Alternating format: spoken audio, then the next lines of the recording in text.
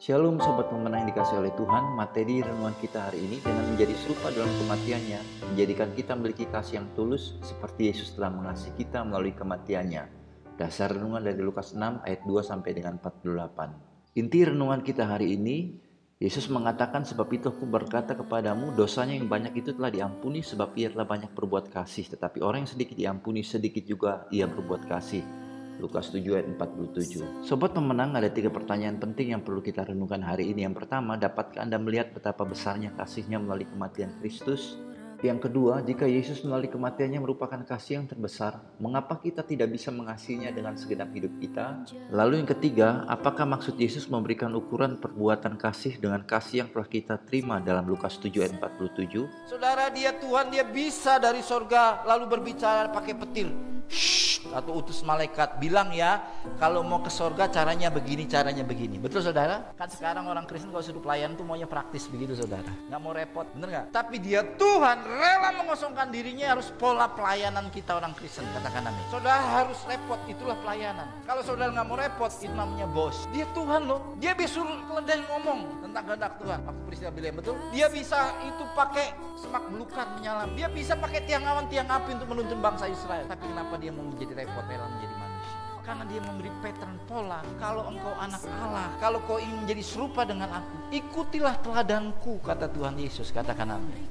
Kosongkanlah dirimu.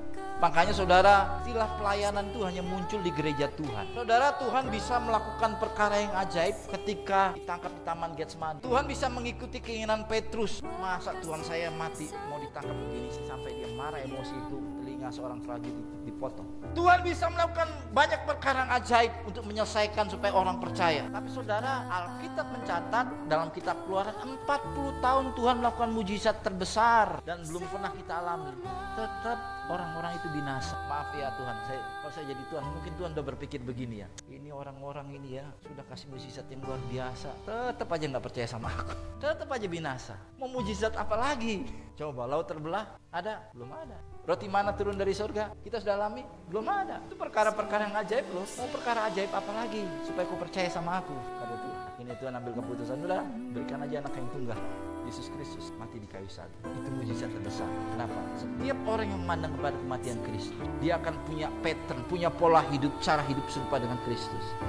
Sobat pemenang, mengikuti dan meneladani ajaran Tuhan Yesus Kristus itu berdoa dengan tidak jemu-jemu.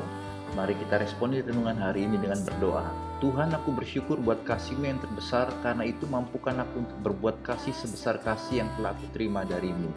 Lalu pokok doa syafaat kita hari ini, berdoa bagi anak-anak kita supaya terhindar dari pergaulan yang buruk, baik secara real maupun dunia maya, dan mereka berjumpa dengan Tuhan dalam gereja dimanapun kita bergereja. Salam pemenang dalam Kristus, Tuhan Yesus memberkati.